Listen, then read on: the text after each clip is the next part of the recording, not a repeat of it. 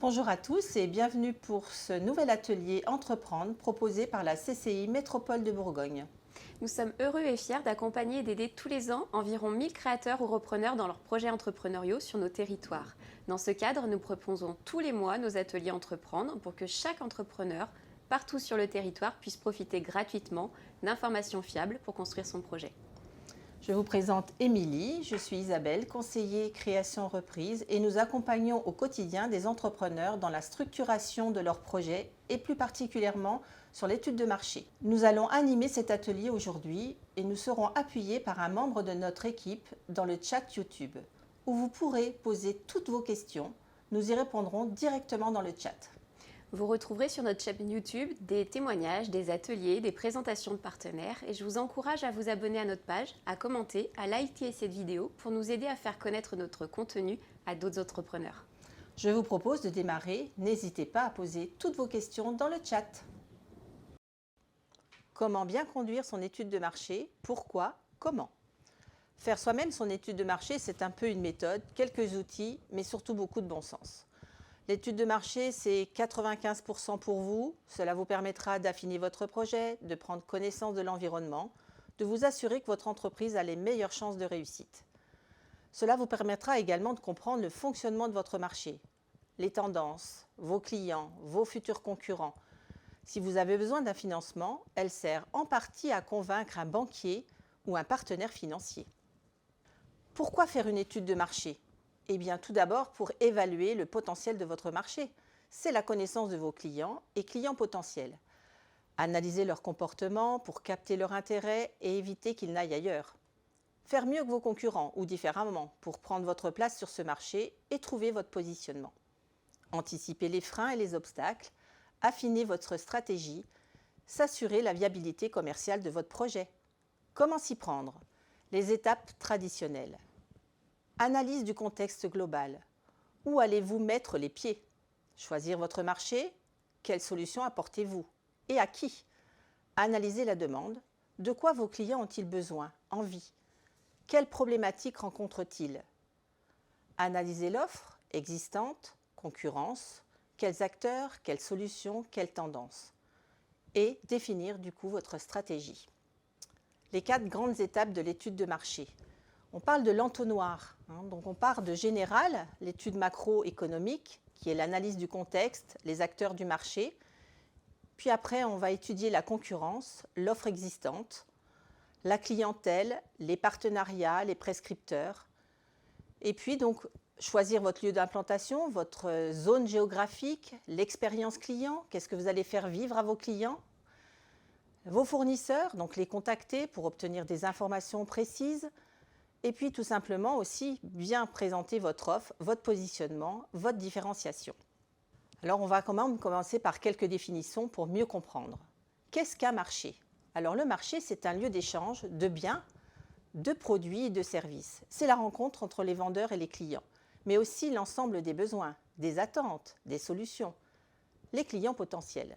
C'est le contexte, où on se situe. Exemple, le marché du prêt-à-porter, la restauration, le transport, c'est l'ensemble des consommateurs. L'offre, c'est l'ensemble des solutions qui s'offrent à vous, pour votre besoin, pour répondre à des problématiques. Segment de marché, part de mon marché qui est un découpage de votre clientèle en fonction des attentes et des besoins. Quand on parle de cible, ce sont vos clients, ceux que vous allez séduire en priorité, ceux que vous visez. Alors une petite alerte, attention, quand on veut plaire à tout le monde, on peut finalement ne plaire à personne. Grande partie, on reprend par rapport à l'entonnoir un petit peu notre plan de départ. Donc l'étude macroéconomique, qu'est-ce que c'est? Eh bien, c'est une approche globale de votre marché. Elle permettra de traiter la situation générale du secteur d'activité envisagé, d'analyser l'évolution du marché et ses perspectives. Quel est l'intérêt d'aller chercher ces informations? Eh bien, tout simplement pour connaître déjà les contraintes réglementaires, ce qui sera important. Est-ce qu'un diplôme est nécessaire? Est-ce qu'une déclaration, une autorisation seront nécessaires qui vont vous permettre d'exercer en toute légalité?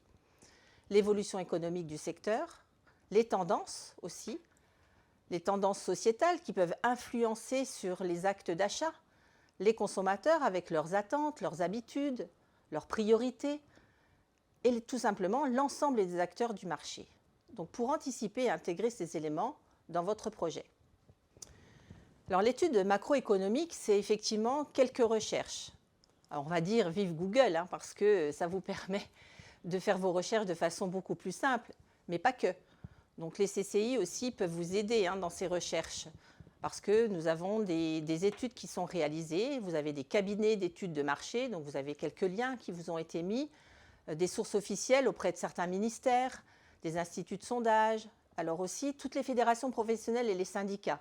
C'est vrai que peu souvent, on pense que le syndicat va nous apporter des informations. Mais oui, c'est une mine d'informations sur le secteur d'activité, donc des secteurs sur le bâtiment, l'hôtellerie-restauration par exemple.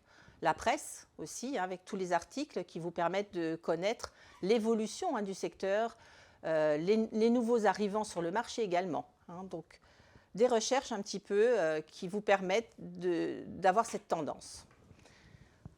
Pour vous permettre de mettre en place cette étude macroéconomique, Émilie va vous présenter un projet fictif qui va vous permettre de voir comment on fait ces recherches.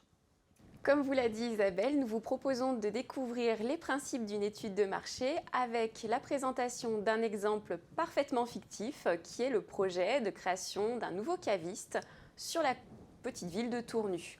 Pourquoi Tournu? Tout simplement puisque c'est une commune qui est située sur notre territoire métropole de Bourgogne. Et en fonction de sa taille, le nombre de cavistes qui sont présents, je pense que ça pourrait être un projet plutôt intéressant. Alors toujours par rapport à l'étude macroéconomique, donc Émilie va vous parler effectivement de ce projet fictif sur Tournu. Mais avant, il faut savoir que chercher, parce que si on n'a pas les orientations pour savoir quelles sont les informations indispensables, ça va être compliqué. Donc l'important, c'est de regarder l'évolution économique du marché. Chiffre d'affaires global, évolution sur les dernières années, les quantités vendues, tout ce qui est chiffres clés de la profession, comme le nombre de créations, le nombre de professionnels, le nombre de fermetures. Donc en fait, tout simplement pour voir comment évolue ce marché. Est-ce qu'il est en pleine croissance, toujours en pleine croissance, ou est-ce qu'il est plutôt à maturité, ou parfois certains secteurs d'activité commencent à être un petit peu sur le déclin et donc sont moins favorables donc, sur une création.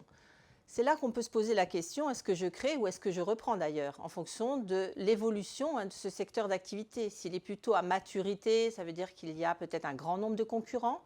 Peut-être qu'une nouvelle création n'aurait pas sa place sur le marché, notamment local, si on prend l'exemple par rapport à Tournu. Voilà. Donc ça, c'est important d'avoir un petit peu une vision globale de ce marché pour pouvoir progresser dans l'étude de celui-ci. Si on prend notre exemple, le marché des cavistes ou de la consommation des vins et spiritueux en France, quelles sont les grandes données que j'ai pu retrouver? Tout d'abord, la France, notre pays, nous sommes le deuxième pays consommateur en vin au monde, avec tout de même 40 litres par an et par habitant de consommation. En nombre de cavistes, on a pu noter une augmentation de 18% de création entre 2008 et 2016. Et en 2019, ils étaient 5807, donc toujours en progression, dont 75% de ces cavistes sont indépendants. Et toujours en 2019, on a pu noter 729 créations. Aujourd'hui, les cavistes représentent 6% de la consommation française en vin et spiritueux, soit un marché et un chiffre d'affaires d'environ 1,7 milliard d'euros. Au niveau de l'évolution vraiment économique, attention par rapport à la situation actuelle. Il y a un avant et un après. Un avant, la crise sanitaire, et un après, ou plutôt la période actuelle que nous sommes en train de vivre. Depuis 2020, 65% des cavistes et des épiceries fines déclarent avoir réalisé un bon chiffre d'affaires. Et ils sont 52% d'entre eux à enregistrer même une hausse de leurs ventes, quand 23% annoncent des ventes qui restent stables par rapport à 2019. Au dernier trimestre 2020, 63% des cavistes, quant à eux, constatent une nette hausse de leurs ventes par rapport à 2019. Donc plutôt un marché porteur. Comme l'a expliqué Émilie, donc effectivement, c'est important de connaître cette tendance. Donc, on va rajouter dans les recherches les tendances sociétales et ou technologiques qui peuvent influencer sur votre secteur. Ça peut être le digital, le développement durable, le local. On est sur les circuits courts beaucoup aujourd'hui, sur le bio. On peut introduire le bien-être. Donc les secteurs, les tendances du secteur, les évolutions, les innovations. Qu'est-ce qui va rendre ce secteur d'activité encore beaucoup plus porteur? J'ai pu relever 5 grandes tendances qui viennent influencer notre secteur d'activité. La première, qui est directement liée au secteur, c'est la baisse notable de consommation d'alcool en général en France. Entre 1980 et 2015, on a pu noter une très forte baisse de cette consommation, puisque les consommateurs réguliers de vin sont passés de plus de 50% à l'époque à 18% environ aujourd'hui. Dans le même temps, les non-consommateurs de vin ont largement augmenté, puisqu'ils sont passés de 20% à 32%, et les occasionnels de 20 à 50%. Ce qui nous fait une consommation d'alcool qui est passée de 71 litres par an en 2008 à 66 litres seulement en 2017. Bon, seulement, tout est relatif. On peut noter aussi un phénomène assez intéressant qui consiste à la premiumisation de la consommation. Ça, c'est un phénomène que l'on peut rencontrer sur de nombreux secteurs d'activité. C'est-à-dire qu'aujourd'hui, on recherche davantage de la qualité plutôt que de la quantité. Autre tendance notable, le durable, le développement durable. Entre 2013 et 2023, il était prévu une hausse de 140% de la consommation de vin bio.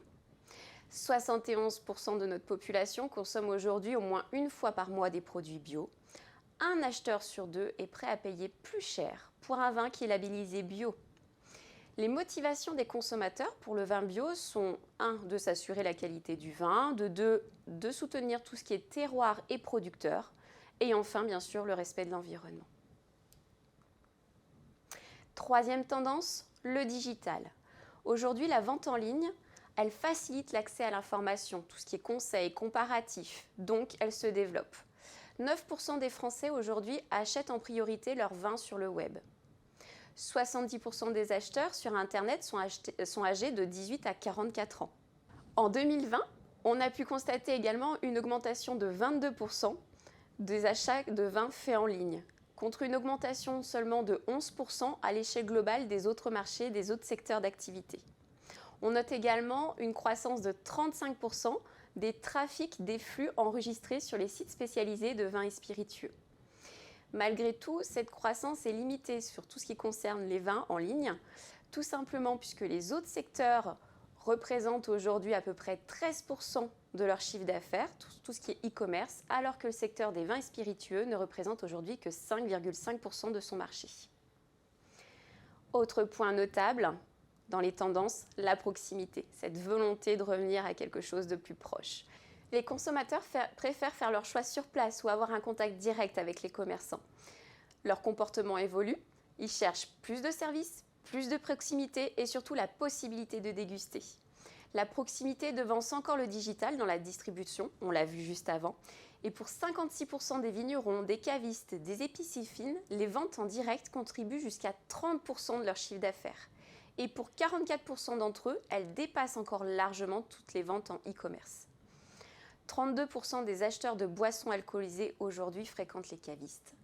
Et ils sont 4 sur 10 à préférer ou vouloir préférer acheter directement auprès des producteurs, auprès des domaines. Dernière tendance particulièrement reliée à ce secteur d'activité, aujourd'hui les cavistes n'ont plus comme seule activité et unique activité la vente de vins et spiritueux. Ils organisent leur activité autour d'autres prestations comme les ateliers de dégustation, des rencontres avec les producteurs. Ils peuvent aussi, pour certains, proposer de la petite restauration ou un bar à vin. Pour certains aussi, on intègre parfois une offre d'épicerie fine ou encore des articles autour des vins, des spiritueux, de la verrerie, etc. Toujours sur l'étude macroéconomique, que rechercher? Eh bien, effectivement, les principaux acteurs du marché, qui sont-ils? Quelle part ont-ils? Quelles sont leurs spécificités? Alors, quand on parle acteurs du marché, si on se réfère à l'exemple qu'Émilie elle vous explique sur les cavistes, eh bien, on peut aller voir ce qui se passe dans la grande surface, où vous avez un espace souvent cave, où on vous propose différents vins. Donc, ils ont une part de marché, par exemple. Ça peut être la petite boutique qui est plus épicerie fine, mais qui va avoir un petit rayon sur des vins spécifiques, peut-être spécialisés vin bio ou vins étrangers. Donc, il faut regarder l'ensemble des acteurs qui vont donc interagir complètement sur ce marché. Dans notre exemple, on peut relever 3 géants de ce secteur d'activité. Les premiers, Isabelle vient de le dire, les grandes surfaces. Elles représentent aujourd'hui 84% du chiffre d'affaires, du volume d'achat de ce secteur d'activité. Le vin, pour elles, sert souvent de produit d'appel. Deuxième acteur, tout ce qui est pure player, marketplace, abonnement box, c'est aujourd'hui 10% de la vente totale de vin en France. En développement, nous l'avons vu tout à l'heure, avec quand même quelques contraintes techniques, comme tout ce qui est le stockage et le transport du vin. Malgré tout, on note quand même une frontière qui se réduit entre tout ce qui est commerce traditionnel, commerce physique, et le e-commerce, puisque beaucoup aujourd'hui de magasins, de principaux acteurs du secteur proposent la possibilité d'acheter en ligne. Dernier acteur, les franchisés. Ils représentent aujourd'hui pratiquement 25% des cavistes en réseau. Toujours dans vos recherches, qui sont les consommateurs, les principaux segments, les groupes en fait des cibles identiques? Ça peut être les jeunes qui consomment tel type de vin mais qu'ils préfèrent consommer sur place. Ça peut être des personnes de notre catégorie socio-professionnelle qui achètent pour se constituer aussi une cave avec des vins qui vont laisser vieillir. Donc quel est leur profil? Quelles sont leurs attentes, leurs habitudes, les motivations, mais parfois leurs freins. Acheter chez un caviste indépendant, est-ce que la qualité du vin va être présente? Ou est-ce qu'ils préfèrent s'adresser effectivement à une franchise où ils pensent qu'il y a des meilleurs prix qui sont négociés à la base? Donc on peut avoir effectivement des croyances, et en fonction de ces croyances, on peut s'orienter sur tel ou tel magasin. Ça peut être aussi beaucoup une question de budget, bien sûr. Donc, l'épicerie indépendante, on peut penser que les tarifs sont peut-être plus élevés qu'en grande surface où il y a des centrales d'achat, il y a des négociations de prix ou auprès des franchiseurs, par exemple, également. Et puis, de la fréquentation. À quelle récurrence on va acheter du vin? Quel est le budget annuel? À quelle fréquence? Est-ce que c'est plus sur certaines dates par rapport à des périodes comme Noël, pour fêter donc le Nouvel An, pour la Saint-Valentin par exemple, pour Pâques? Est-ce que cette fréquence elle est liée à un calendrier, à des fêtes spécifiques, ou est-ce que c'est un budget qui est donc mensuel ou très régulier? Voilà, il faut vraiment aller au-delà donc de savoir comment ils consomment et qu'est-ce qu'ils recherchent exactement. Donc, qui sont nos consommateurs principaux chez les cavistes? Quelles sont leurs habitudes, leurs attentes, leur budget? En moyenne, j'ai pu remarquer que les ménages français ont consacré à peu près 307 €, c'est précis, en 2017 pour tout ce qui est boissons alcoolisées, à domicile précisément. 88 € de ces 307 € ont été utilisés pour du spiritueux, 55 € pour les bières et tout le reste pour du vin. La fréquence d'achat moyenne pour un foyer est d'à peu près 1,7 fois par mois. En revanche, quand ils offrent, ça tombe plus qu'à 0,5 fois par mois, allez, une fois tous les 2 mois. 9 acheteurs sur 10 achètent plutôt du vin en bouteille, 1 sur 4 achète en cubi ou en bag-in-box et près d'1 sur 3 en caisse. La grande majorité des acheteurs, ils sont 60%, considèrent quand même s'y connaître un petit peu. Les bons ou les très bons connaisseurs, eux, ils ont une moyenne de 54 ans à peu près. Ils sont plutôt de la catégorie socio-professionnelle supérieure, favorisée. 71% d'entre eux participent régulièrement à des dégustations. Et pour 46% d'entre eux, la possibilité de déguster sur place est vraiment quelque chose de très important. Ces amateurs envisagent de dépenser plus de 50 € pour une bouteille. C'est un public quand même plutôt intéressant pour une cave. Profil type des clients des cavistes sont légèrement plus féminins, 50,8%. Peut-être que mesdames font plus souvent aussi les achats. Également ici d'une catégorie socio-professionnelle plus, à hauteur de 40%, souvent chargé de famille et relativement jeune. L'acheteur type, lui, d'alcool, tout circuit confondu, est plutôt un homme en activité, appartenant encore une fois plutôt à la catégorie socio-professionnelle les plus favorisées, cadre supérieur, profession intellectuelle, etc. Donc on peut noter que sur ces 3 profils, à chaque fois, la catégorie socio-professionnelle supérieure revient. Les clients qui fréquentent en moyenne 3 fois par mois les cavistes représentent 10% à peu près de ces acheteurs d'alcool généraux. Ceux qui y vont 3 fois par an en moyenne, eux, représentent 22% à peu près de tous les acheteurs d'alcool. À proportion parlée, les jeunes qui sont moins nombreux à être des acheteurs d'alcool fréquentent beaucoup plus souvent les cavistes que leurs aînés qui, eux, achètent beaucoup plus souvent de l'alcool. Donc c'est plutôt une frange de population peut-être à aller chercher, à aller favoriser. Les clients des cavistes sont des suracheteurs de vin, ce sont eux qui en achètent le plus. Ils sont également suracheteurs de boissons alcoolisées, mais de qualité. Et ils accordent vraiment une très grande importance à ce dernier aspect, la qualité, puisque 72% font attention aussi à l'origine.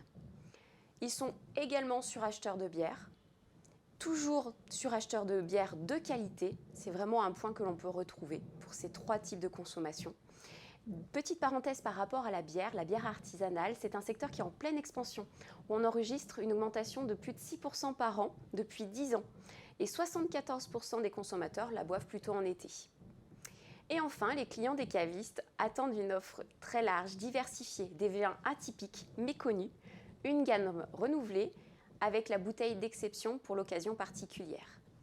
Point que vous ne retrouverez pas forcément sur le PowerPoint, ce sont les freins de tous ces consommateurs, ces acheteurs d'alcool, de boissons alcoolisées, qui ne vont pas forcément chez les cavistes, c'est le prix. Une idée préconçue, mais pour beaucoup, pensent que les cavistes proposent des produits à des tarifs bien supérieurs au reste des différents canaux de distribution.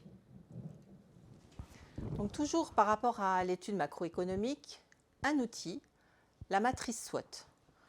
C'est un outil d'analyse stratégique qui va vous permettre d'établir le diagnostic de votre projet.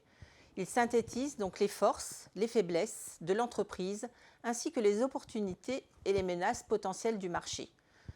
Donc, cette petite matrice, vous pouvez vraiment l'appliquer pour vous.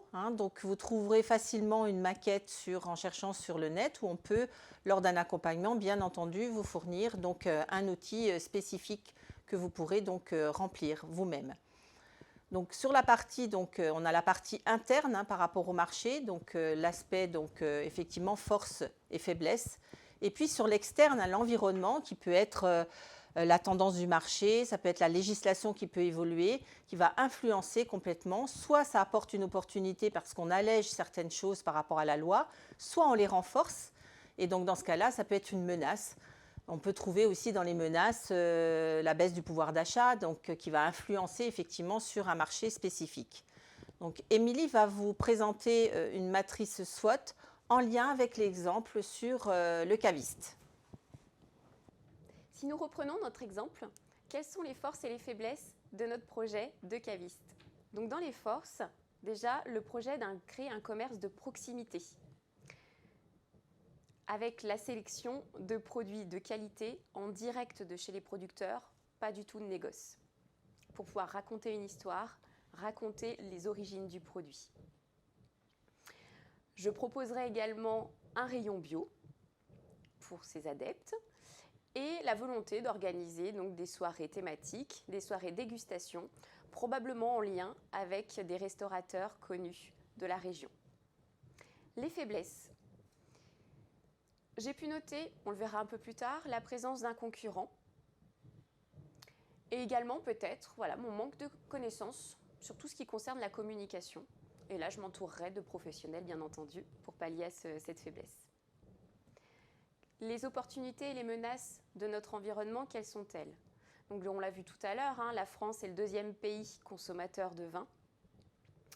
Un grand phénomène de premiumisation, donc forcément avec un budget qui est plus sympathique pour les dépenses.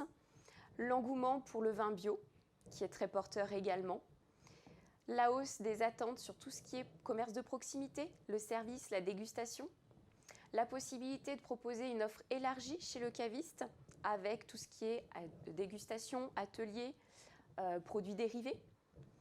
On a pu le noter, des clients des cavistes qui sont majoritairement catégorie socio-professionnelle supérieure, avec un budget supérieur aussi, ce qui n'est pas anodin pour notre chiffre d'affaires.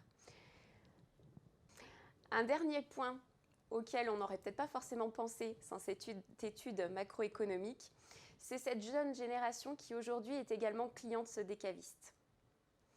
Les menaces, par contre, c'est baisse de consommation de la générale de l'alcool, l'augmentation du e-commerce qui vient chahuter forcément nos commerces physiques, la forte présence des grandes surfaces, par rapport aux autres acteurs du marché. Et puis aussi, c'est 68% d'acheteurs d'alcool en général qui, eux, ne fréquentent pas du tout les cavistes. Si nous faisons un petit résumé par rapport à ce que nous avons vu jusqu'à maintenant, donc nous étions sur la partie macroéconomique, donc c'est l'analyse du marché pour savoir où en est ce marché, comment il fonctionne, quelles sont les opportunités. Et vous venez de le voir avec Émilie, donc opportunités, menaces, donc quelles sont les contraintes.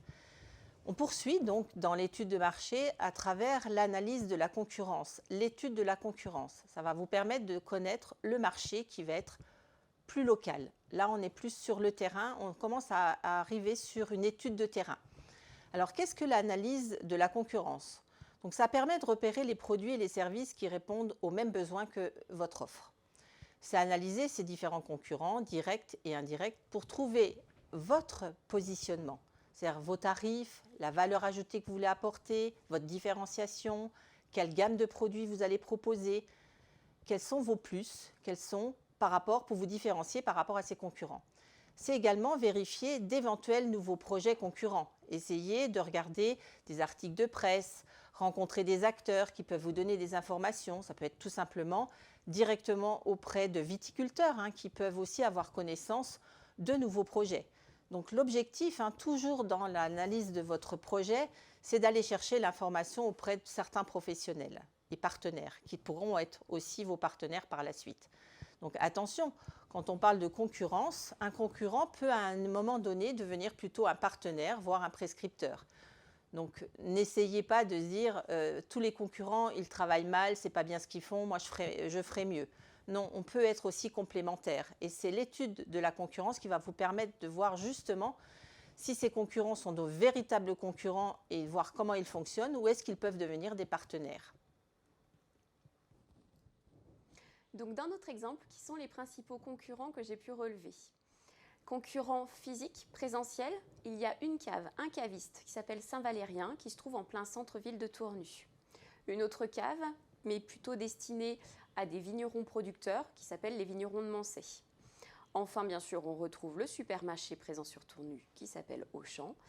Et bien sûr, tous ces concurrents en e-commerce. J'en ai relevé un particulièrement qui est Vente Directe Vignerons Indépendants, leur site internet, puisque moi-même, dans la proposition, j'aurais envie de proposer des produits qui viennent directement de vignerons, de domaines indépendants. La concurrence indirecte. Concurrence indirecte, donc ce sont ces concurrents qui vont proposer des produits, des services qui ont la même finalité. Un cadeau par exemple. Donc en cadeau, j'ai noté la présence d'un chocolatier très connu sur Tournu qui s'appelle Gilles Latuilière.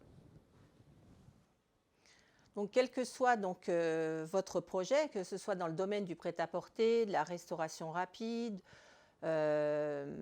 pourquoi pas de la coiffure ou autre activité, la méthode est la même. L'analyse de la concurrence, vous allez chercher les informations en lien avec votre secteur d'activité. Ça, c'est important. Effectivement, Émilie a pris l'exemple du caviste, mais la méthode que l'on voit depuis le début, elle est adaptable à chaque projet, à chaque secteur d'activité. Donc, vous pouvez donc retranscrire effectivement tous ces exemples par rapport à votre secteur d'activité et à votre projet. L'adaptabilité, c'est une des qualités aussi du chef d'entreprise. Quelles informations collecter? Eh bien, qui sont-ils? Qui sont vos concurrents? Où est-ce qu'ils sont implantés? Souvent, moi, j'invite à établir un tableau qui vous permet d'avoir une analyse beaucoup plus synthétique à la fin. Une fois que votre tableau il est fait, vous avez repéré vos concurrents directs, voire un petit tableau séparé pour vos concurrents indirects. Et dans ce tableau, vous mettez la dénomination ou l'enseigne, le lieu d'implantation, quels produits, quels services ils proposent, quelles sont leurs forces et leurs faiblesses. J'invite souvent à les regarder aussi sur Google My Business pour voir s'il y a une notation. Et regardez les commentaires, parce qu'on a souvent un avis, mais on n'est peut-être pas toujours très impartial par rapport à ses futurs concurrents. Donc, regardez les avis des consommateurs, ça peut vous orienter quand même sur vraiment leurs forces et leurs faiblesses et vous permettre de prendre un peu de hauteur par rapport à cette future concurrence. Quel prix ils pratiquent? Donc, ça aussi, ça va être guidant pour vous, notamment pour arriver par la suite à votre étude financière. Quelle renommée, donc la notoriété, Et puis, quelle est leur stratégie de communication? Est-ce qu'ils sont très très présents, par exemple, sur les réseaux sociaux? Est-ce qu'ils communiquent énormément? Quel type de réseau ils utilisent? Est-ce que c'est Instagram, Facebook? Est-ce qu'ils sont plus sur LinkedIn? Est-ce qu'ils ont un site marchand, ces sites internet? Est-ce qu'ils distribuent beaucoup de flyers? Donc voilà, c'est vraiment les passer un petit peu, comme on dit, au peigne fin pour voir comment ils fonctionnent, qu'est-ce qu'ils font, comment ils sont présents. Si nous reprenons nos concurrents sur le projet de Tournu, j'ai souhaité en analyser 3 de façon plus particulière. La cave de Saint-Valérien, le site internet des vignerons indépendants et notre chocolatier. La cave de Saint-Valérien est une cave qui existe depuis 1998 et qui a été reprise par le fils en 2017. Elle se trouve vraiment en plein centre de Tournu. Elle a une gamme très diversifiée des principaux vins régionaux de France, de la vallée du Rhône, ainsi qu'une belle gamme de spiritueux.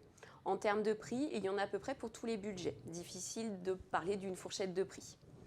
Les points forts de son commerce sont tout simplement qu'il est le seul caviste sur Tournu aujourd'hui, placé en centre-ville, avec une proximité directe avec des commerces complémentaires tels qu'un boucher, un fromager. Ses conseils et ses connaissances sont particulièrement appréciés et ça on peut le relever avec les quelques notes présentes sur Google My Business. Entre parenthèses, une notation de 4,8 pour à peu près 13 notes de mémoire. Il a également donc une très belle diversité de gamme. Les points faibles. Un point faible notable, considérable à mon sens, au niveau de sa visibilité digitale. J'ai eu du mal à m'y retrouver et à comprendre de quoi il s'agissait exactement. Pour la même adresse, j'ai pu répertorier 3 noms différents, 3 fiches Google My Business. Complètement impossible de s'y retrouver et de savoir de quelle entité on parle réellement. Le site internet, présent oui, mais avec des événements qui ne sont pas mis à jour depuis 2016. Dommage. Le parking, forcément en étant en centre-ville, est un petit peu éloigné. Et enfin, au niveau de ses horaires, il est fermé le dimanche et notamment le matin, ce qui aurait pu faire une belle complémentarité avec les commerces de proximité, et également de 12h30 à 14h. Le site internet des vignerons indépendants, lui, il existe depuis 2015. Forcément, c'est internet, c'est du e-commerce. Au niveau de la gamme, on peut retrouver absolument tous les vins de France, de Corse également. Il y en a pour absolument tous les budgets. Leur point fort, la renommée, la notoriété de ce domaine déposé, de cette marque déposée. Les achats qui se font directement auprès des producteurs. Bien sûr, la diversité des vins, des gammes, des prix. Une livraison qui peut être gratuite à partir de 150 € et un descriptif vraiment très complet des vins et des vignerons qui est disponible. En termes de points faibles, on n'aura pas les mêmes conseils personnalisés qu'on peut retrouver dans un commerce de proximité, même si pour retrouver le vin qu'on cherche, le questionnaire est assez facile et pratique. On peut noter également dans les notations, les avis des clients, un réel problème rencontré par certains clients avec des livraisons et certains livreurs. Notre dernier concurrent indirect, le chocolatier, est lui présent depuis 1997 sur Tournu. Il est aussi en plein centre-ville, pas très loin de notre caviste. Sa gamme est assez élargie puisqu'il fait de la pâtisserie, des chocolats et un petit peu d'épicerie fine. Donc son point fort, bien sûr, c'est cette présence en centre-ville, à côté de commerces de proximité complémentaires. Il a une très très forte notoriété, 93 avis Google pour une notation de 4,7. Il a un site internet, son ancienneté fait aussi sa force. Les produits sont diversifiés et surtout de qualité. Il fait une coupure qui est seulement de 13h à 14h tous les jours. Les points faibles sont quant à lui sa page Facebook qui n'est plus actualisée depuis 2021, le mois d'août précisément.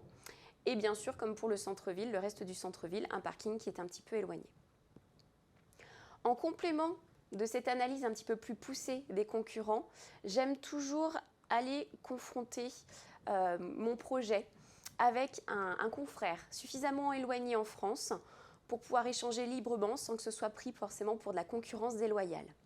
J'ai pu échanger avec un caviste qui se situe à Carpentras, ville peut-être équivalente plus ou moins à Tournu, et qui est créé depuis 2012, ce qui lui offre quand même un beau recul sur son activité.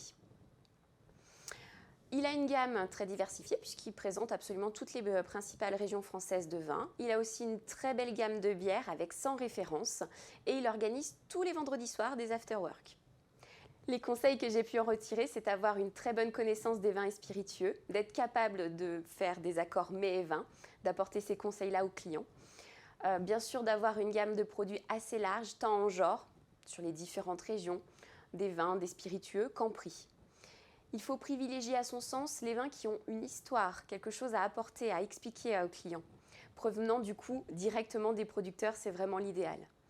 Ne pas hésiter à travailler en partenariat avec d'autres artisans locaux, comme des charcutiers, des fromagers par exemple, et se faire connaître auprès des particuliers en organisant des événements, et se faire connaître aussi par des professionnels, peut-être par du mailing ou aller se faire connaître en présentiel, tout simplement puisque eux aussi ont peut-être besoin d'organiser des opérations de cadeaux, des campagnes commerciales où ils pourront peut-être distribuer du vin.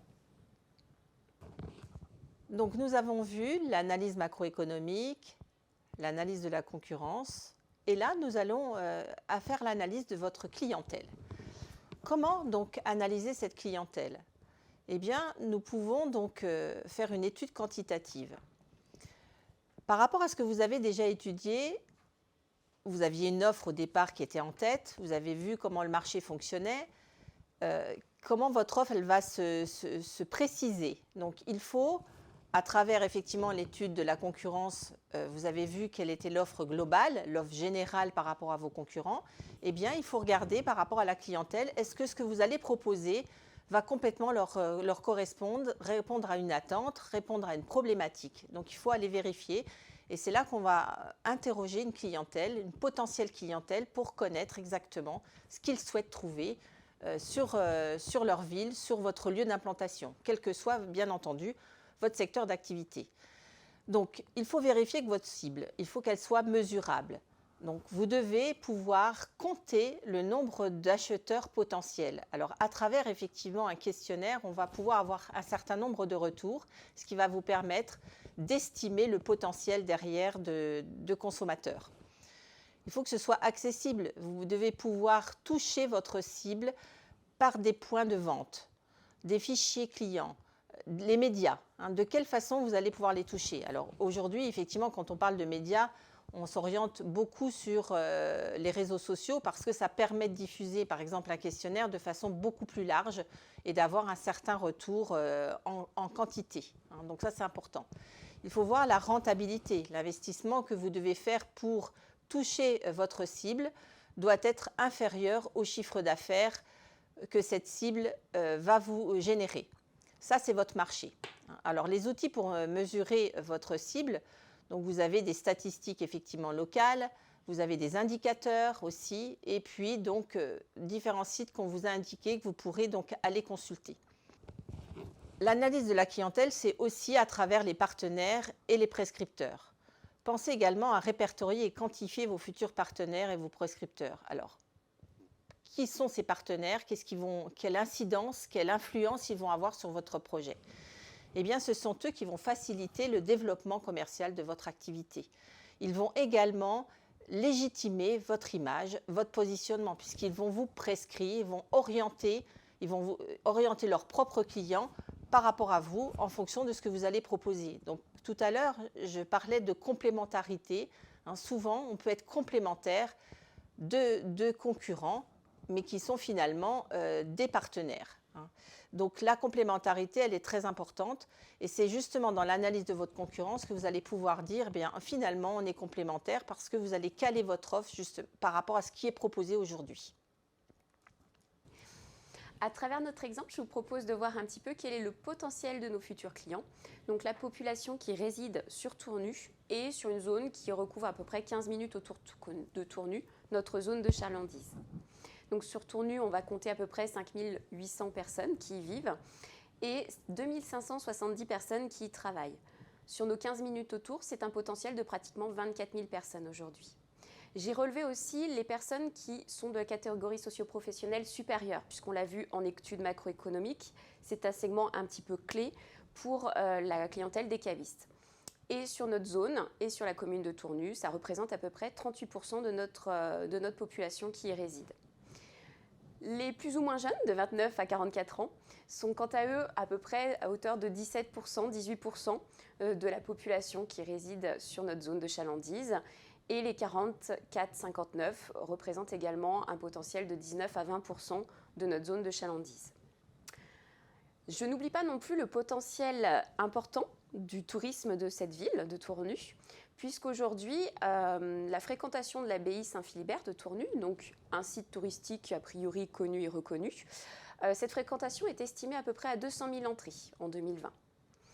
Il faut savoir aussi qu'il y a un projet d'un parc à thème sur Tournu qui devrait ouvrir courant 2023-2024, qui a un objectif de 170 000 entrées la première année et voudrait atteindre jusqu'à 400 000 entrées à partir, je crois, des années 5 et à 10, en gros. Donc un beau potentiel de passage sur notre ville de Tournu. Je n'ai pas forcément répertorié l'ensemble des entreprises, mais ce serait un travail aussi à faire puisque ça fera partie de mon potentiel de clients, tout comme les partenaires, les prescripteurs, comme l'a dit Isabelle tout à l'heure. Peut-être aller voir le fromager de la ville, les charcutiers, bouchers également, peut-être même le boulanger, le traiteur, etc. pour pouvoir mettre en place des partenariats, des offres clés en main à nos futurs clients. Donc toujours sur l'analyse de la clientèle, l'étude qualitative. C'est une étape qui va vous permettre d'assurer que votre cible a les mêmes attentes, les mêmes façons de consommer, le même budget, les mêmes problématiques par rapport à un produit ou un service qui peut être proposé. Eh bien, on peut rencontrer des problématiques parce qu'on ne trouve pas facilement le produit ou il n'est pas adapté ou donc il ne correspond pas à ce que vous recherchez en termes de qualité, peut-être de gamme également. Votre clientèle, donc, il faut l'étudier. Donc, on l'a vu, donc c'est voir au niveau national par rapport à quelques recherches que vous pouvez faire sur le profil type des consommateurs de votre produit. Cette étude, elle passe par une enquête de terrain. Donc après, on va effectivement, une fois qu'on a regardé le profil type des clients par rapport, je sais pas, des prestations de bien-être, la consommation de certains vêtements, par exemple, pour du prêt-à-porter ou sur la restauration rapide ou sur la restauration traditionnelle. Donc, il faut vraiment regarder quel est le profil. On l'a vu sur certains exemples, certaines catégories socio-professionnelles vont plus consommer ou de façon différente que d'autres catégories socio-professionnelles. Donc ça va être le but aussi de l'enquête de terrain qui va vous permettre de connaître un peu plus dans le détail le mode de fonctionnement de votre cible. Donc on a deux cibles, on l'a vu, les professionnels et les particuliers. Donc pour les entreprises, on va plutôt être sur de la sollicitation de rendez-vous qui vous permettra d'interviewer en direct le chef d'entreprise ou le responsable par rapport à ce que vous voulez proposer comme prestation ou comme service, ou comme produit tout simplement. Et puis, donc, ça va être peut-être le responsable d'achat. Toujours savoir qui sera le décideur. Parce que vous pouvez rencontrer un acteur dans l'entreprise, mais ce n'est peut-être pas forcément lui qui va décider. Et le produit, s'il est séduit par le produit, il va plus l'influencer pour aller voir la personne qui va prendre la décision d'acheter ou de consommer donc votre service ou votre produit. Pour les particuliers, on va plus aller sur un outil qui va être le questionnaire. Donc, c'est rédiger un questionnaire qui va vous permettre de connaître le profil de votre clientèle, ses habitudes de consommation, la fréquence d'achat, le budget, de quelle façon il va donc consommer.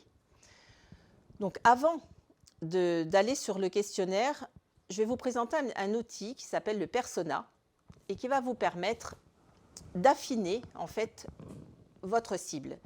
On l'a vu, donc la cible, on peut la catégoriser par groupe. Certains professionnels on met dans des cases les profils de clients qui ont un fonctionnement un petit peu identique. Donc le Persona va vous permettre de catégoriser en fait les profils types. Donc cette construction du Persona, bien sûr, c'est une personne fictive qui se voit assigner une série d'attributs. On va lui donner un prénom, un âge et un mode de fonctionnement. Vous pouvez aussi vous référer peut-être à vos amis, à des connaissances, à des collègues qui peuvent correspondre à ce profil type. Et puis voir comment il fonctionne sur ses caractéristiques. Donc, créer des scénarios d'utilisation d'un produit ou d'un service. Définir une stratégie de positionnement, de promotion, de distribution. Et puis, essayer de connaître quels sont leurs freins, quels sont les freins, qu'est-ce qui fait qu'ils ne veulent pas consommer tel ou tel service parce qu'ils pensent que c'est trop cher ou ça n'est pas adapté à ce qu'ils veulent. Voilà. Et puis d'identifier les facteurs clés de succès également. Donc qu'est-ce qui ferait que dans la proposition que vous voulez faire, dans votre offre, qu'est-ce qui ferait que derrière il y aurait le like, le pouce, comme on peut le faire quand on est sur les réseaux sociaux. Donc ces personas, donc on va vous donner quelques exemples, juste un exemple pour que vous imaginiez un petit peu comment ça va fonctionner. Et puis après, nous vous invitons à utiliser donc, les matrices qui peuvent vous être proposées pour travailler vos propres personas par rapport à votre projet. Donc dans notre exemple, j'ai créé 3 personas. 3 personas pour représenter 3 cibles de clients, 3 segments de clients. Une personne un peu plus jeune, Luc, 28 ans, actif, catégorie socio-professionnelle, employé.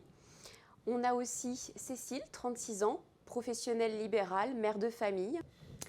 Et enfin Michel, 62 ans, à l'aube de la retraite, futur ancien chef d'entreprise puisque menuisier indépendant. Ces 3 personnages, je les ai créés avec des membres de mon entourage pour représenter donc 3 segments, jeunes, moins jeunes, chargé de famille, actif, catégorie socio-professionnelle supérieure. Tout simplement pourquoi ce parti pris dans la construction des personas, pour éviter d'appliquer ma subjectivité, mes freins, mes motivations, mes envies à ses propres personas et peut-être de passer à côté de réelles motivations auxquelles je n'aurais pas pensé et au contraire peut-être des freins auxquels non plus je n'aurais pas pensé. Je vous propose de découvrir un peu plus en détail le persona de Cécile et de découvrir après par la suite avec le PowerPoint les deux autres. Donc Cécile, elle est mariée, elle a 2 enfants de 4 et 7 ans, donc plutôt en bas âge. Elle est également propriétaire d'une maison sur une petite commune qui se trouve à côté de Tournu et elle est ostéopathe libérale en cabinet médical de Tournu. Avec ses 2 enfants à gérer, son activité libérale et puis surtout un mari qui est très pris professionnellement, Cécile, elle court après son temps. Elle fait aussi attention aux produits qu'elle consomme, ça c'est lié à son secteur d'activité, pour sa santé et aussi pour des questions un peu plus environnementales. Elle n'est pas une très grande connaisseuse de vin, mais elle apprécie d'en déguster. Et donc pour choisir son vin, elle se fie généralement aux indications, aux explications qu'elle peut retrouver, notamment par exemple sur les contre-étiquettes. Il lui arrive d'acheter du vin aussi bien en grande surface qu'en e-commerce ou alors chez un caviste. Elle privilégie plutôt les achats chez le caviste, notamment pour faire de jolis cadeaux. Elle fait surtout attention, elle a surtout besoin aussi de retrouver un rayon bio, puisque c'est quelque chose qui est important pour elle et elle est prête à y mettre un peu plus de budget sur cette partie-là. Ses motivations, ses attentes fortes pour elle, c'est que le caviste puisse lui proposer une belle gamme de produits bio et surtout bons, qu'il puisse aussi l'orienter très rapidement sur ce qu'elle a envie de déguster, de retrouver, tout simplement parce qu'elle n'a pas beaucoup de temps. Elle apprécierait quand même aussi peut-être l'organisation de soirées qu'elle pourrait passer avec quelques copines, des fois en fin de semaine. Ces freins, par contre, pour elle, ce sera l'absence d'une gamme bio, de vins qui proviennent de négoces, par exemple aussi. Elle privilégiera plutôt les petits domaines et que le caviste soit vraiment indisponible pour elle pour lui donner des conseils. Elle déteste aussi les magasins désordonnés. Donc une fois que vous avez conçu vos personas, ça va vous permettre aussi de vous poser certaines questions et peut-être d'enrichir celles que vous pourrez poser à travers votre questionnaire. Donc qu'est-ce que le questionnaire va vous permettre de savoir ? Eh bien tout simplement si le produit, le service répond à un besoin et à définir ce besoin avec précision. Les critères, les motivations d'achat de la cible. À quelles conditions ils achèteraient ? Quelles sont leurs habitudes, la récurrence des achats? Est-ce que c'est 1 fois par mois, 2 fois par mois, 3 fois par mois? Donc ça va permettre d'établir aussi un panier moyen et de pouvoir multiplier ce panier moyen par le nombre d'achats par mois ou par semaine, pourquoi pas, donc tout au long de l'année. L'objectif, c'est toujours pouvoir arriver à une estimation du chiffre d'affaires. Savoir de quelle façon ils utilisent le produit aussi, pourquoi et comment ils l'utilisent et quelles sont leurs attentes, quels sont précisément les critères qu'ils veulent retrouver dans ce produit ou dans ce service. Où ils voudraient le trouver. Est-ce que c'est plus effectivement dans un magasin de proximité, dans une grande surface, sur Internet, de quelle façon ils vont vouloir le trouver et se le procurer. Et à quel prix, bien évidemment. Ils seraient prêts, quel prix ils sont prêts à acheter. Tout ce dont vous avez besoin pour définir les processus à mettre en œuvre pour vendre votre offre, c'est valider votre offre et ce concept à travers le questionnaire. Donc, ne soyez pas restrictif dans ce que vous allez proposer. Ouvrez le champ des possibles. Plus vous allez faire une proposition large, plus vous aurez des chances d'avoir votre concept, votre produit, votre offre de valider.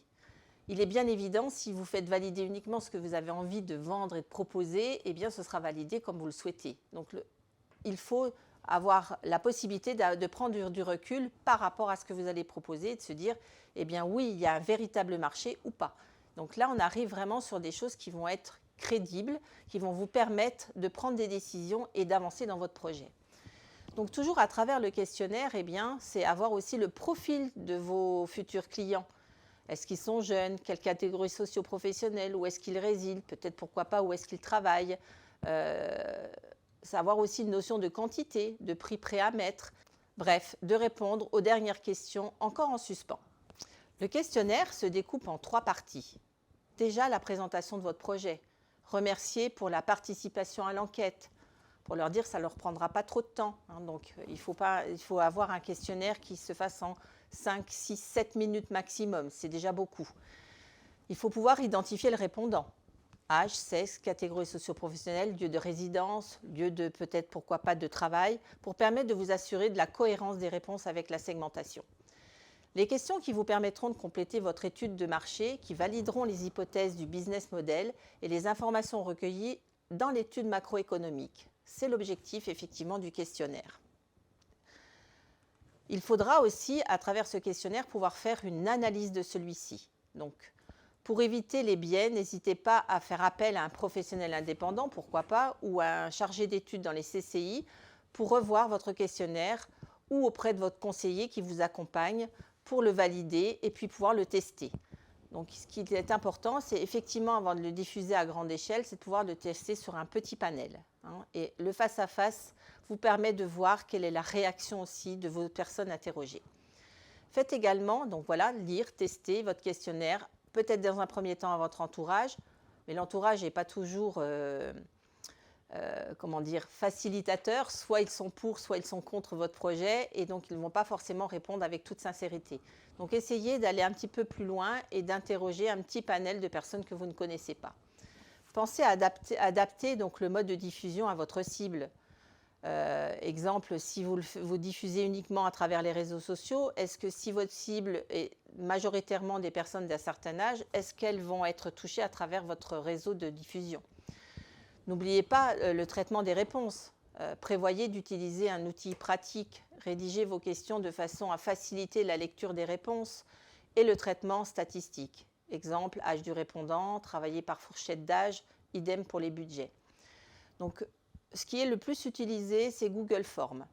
Donc, c'est un outil qui est gratuit, que vous trouvez donc facilement et qui, avec un petit peu de pratique, n'est pas compliqué à utiliser. Moi, je vous invite aussi à aller sur le site Créatest, donc pour des modèles gratuits de questionnaires. Alors, ça ne veut pas dire que ces modèles de questionnaires, il faut les prendre pour argent comptant, entre guillemets.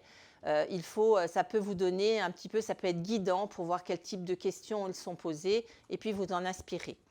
Donc, tous ces outils-là vont vous permettre effectivement et vous faciliter donc cette étape qui est donc le questionnaire et pouvoir en faire une analyse.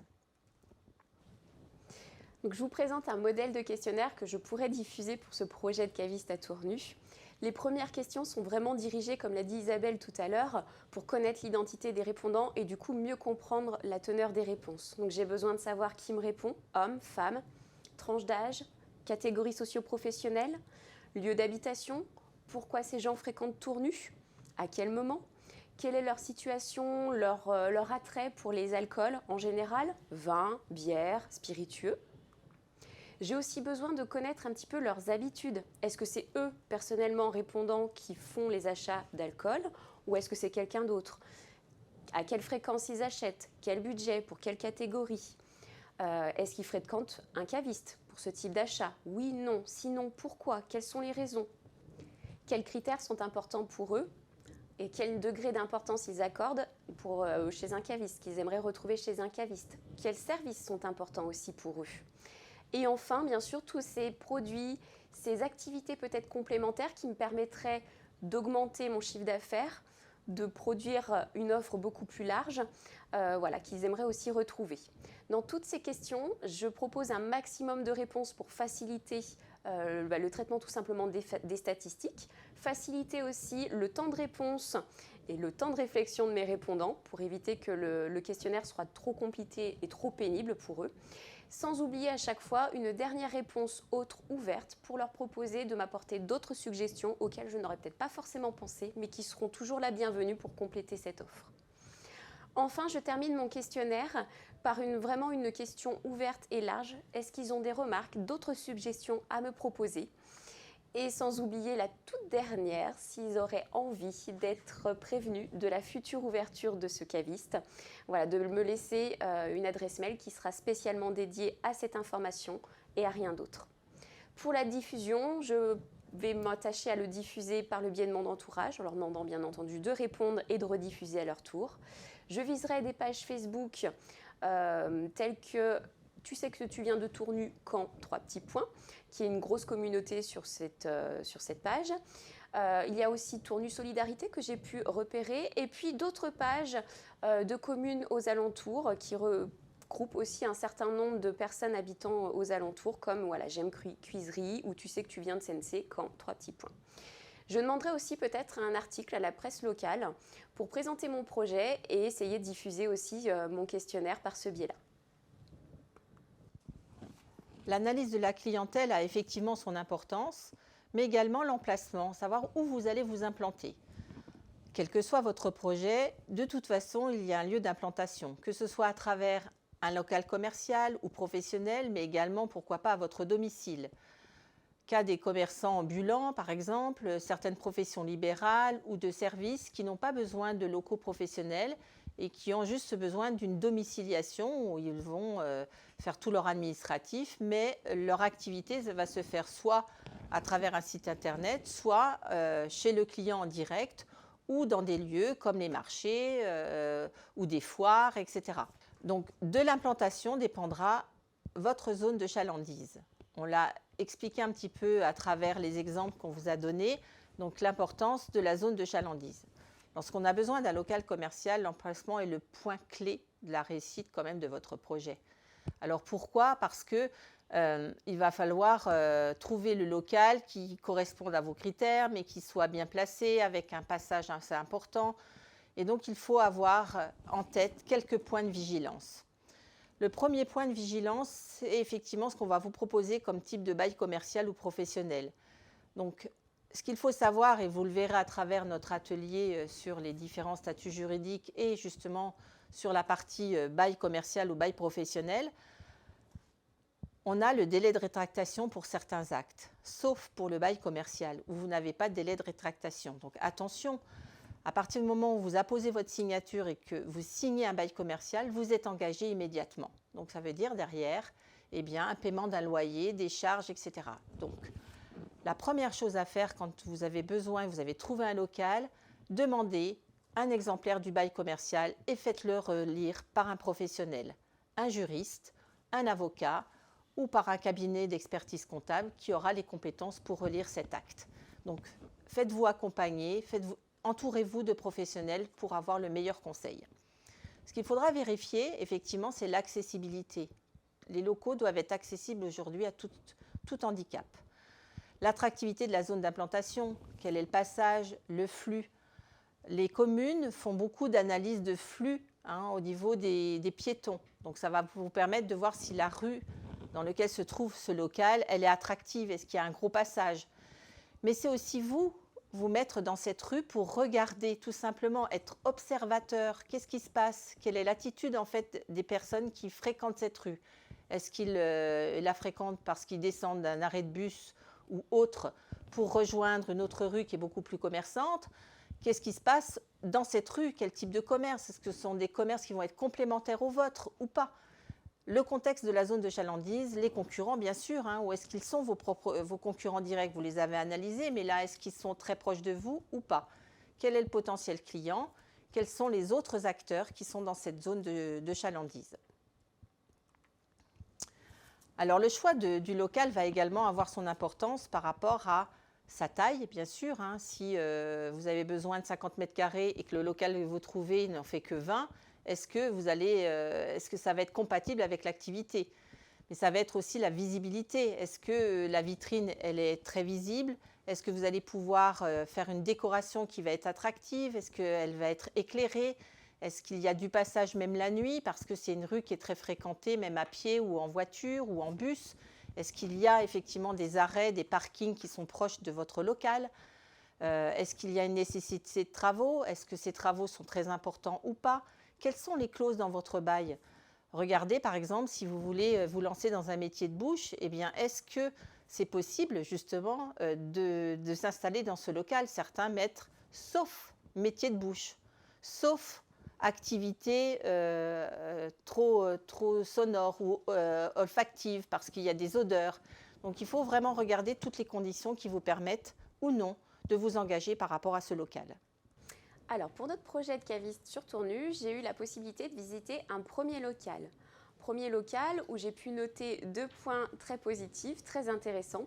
Le premier, le loyer. 390 € par mois seulement, avec 90 € de charge, ce qui est un loyer plutôt modeste, du coup intéressant. Le local était aussi assez atypique, avec une belle cave, un beau plafond voûté, idéal pour un esprit un petit peu décor cave.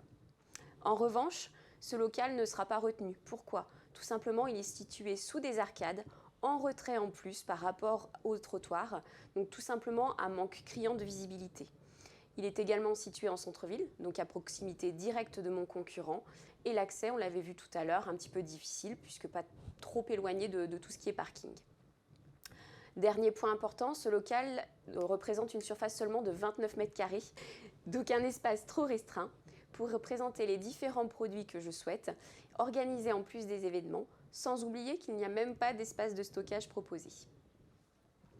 Comme c'est un exemple fictif, que j'ai le droit de me faire plaisir, j'ai le droit de rêver, j'ai décidé que Marie Blachère allait vendre son local.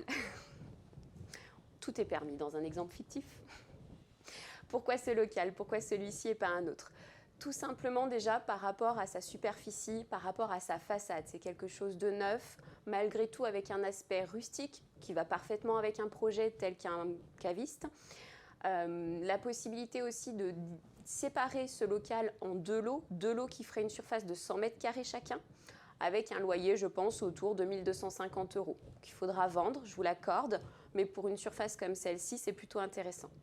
Les autres points sont très importants. Pour ceux qui connaissent un petit peu Tournu et les alentours, ce local est situé à la sortie du centre-ville sur un axe important qui est la Nationale 6. Donc c'est vraiment l'axe principal qui fait Châlons, Tournu, Mâcon.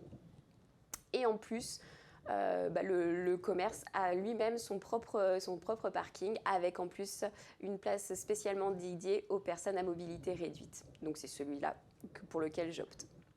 Un point important aussi à travailler pour tout type de projet, l'expérience client. Qu'est-ce que ça veut dire? L'expérience client, ça désigne effectivement l'ensemble des émotions et des sentiments ressentis par un client avant, pendant et après l'achat d'un produit ou d'un service, quel que soit le lieu d'achat d'ailleurs. C'est le résultat de l'ensemble des interactions qu'un client peut avoir avec la marque ou l'entreprise. Donc, on va prendre l'exemple d'un magasin de vêtements, par exemple, et on peut travailler sur le toucher, ça peut être l'odorat, ça peut être le visuel par rapport à des couleurs, par rapport à une décoration, etc. Donc c'est vraiment tout ce qu'on va ressentir qui va permettre d'être dans une situation qui va être plaisante. Ça va être le service qui va être proposé, ça va être l'accueil, ça va être l'écoute, ça va être le conseil. C'est tout un ensemble effectivement de services et d'attitudes en fait en tant que chef d'entreprise ou même à travers un site internet de ce que vous allez ressentir qui va permettre derrière d'être l'ambassadeur et devenir en fait un ambassadeur par rapport à votre commerce. Donc l'expérience client se réfléchit tout au long du parcours client. elle permet donc l'expérience d'anticipation, la publicité, la communication, l'information. Comment on va permettre de communiquer, qu'est-ce qu'on va donner comme information, comme conseil, comme petit plus par rapport aux autres notamment. L'expérience d'achat en point de vente ou à distance, l'expérience de livraison. Vous avez tous expérimenté une livraison de colis quand il est bien préparé, que les articles sont bien emballés, que vous avez une petite carte avec un remerciement, voire un petit cadeau qui est mis dans le carton. Eh bien, c'est une expérience que vous avez sans avoir pour autant eu un contact physique avec le vendeur. Mais du coup, il y a des attentions qui sont portées et qui font plaisir. Et du coup, on a envie d'en parler et dire, ben voilà, j'ai acheté à tel endroit, voilà comment le colis il était fait, c'était super, etc. Donc, on va partager en fait son ressenti. C'est ça l'expérience.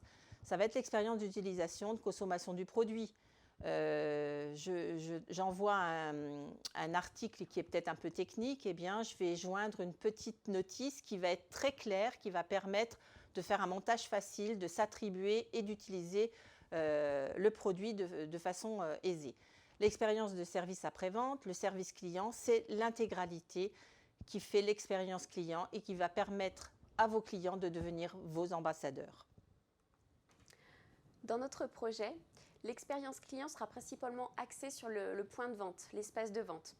Je choisirai donc un décor très typé cave, avec beaucoup de bois, de pierre, pour une ambiance très chaleureuse, naturelle, un petit peu feutrée. Je voudrais aussi mettre un fond sonore très doux, avec une musique peut-être un petit peu type jazzy. La possibilité aussi de faire découvrir, de faire déguster chaque semaine une nouvelle sélection de vins, de spiritueux à mes clients.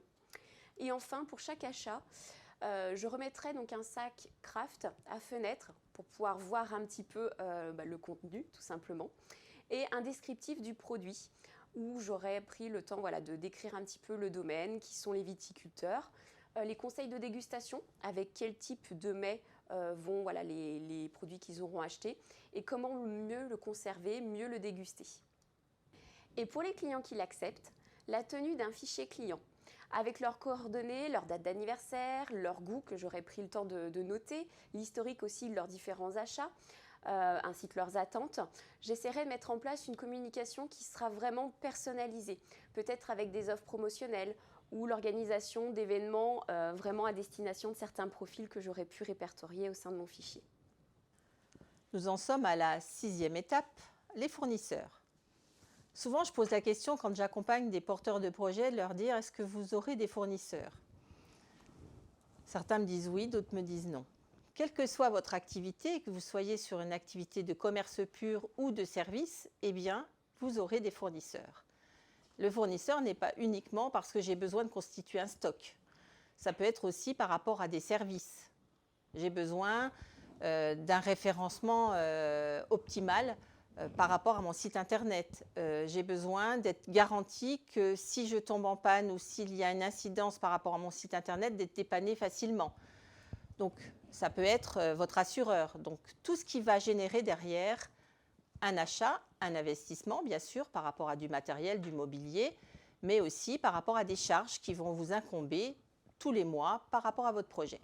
Donc, ce qu'il est important, c'est contacter plusieurs fournisseurs pour les comparer. Il faut être très vigilant parce qu'ils peuvent pratiquer des prix complètement différents.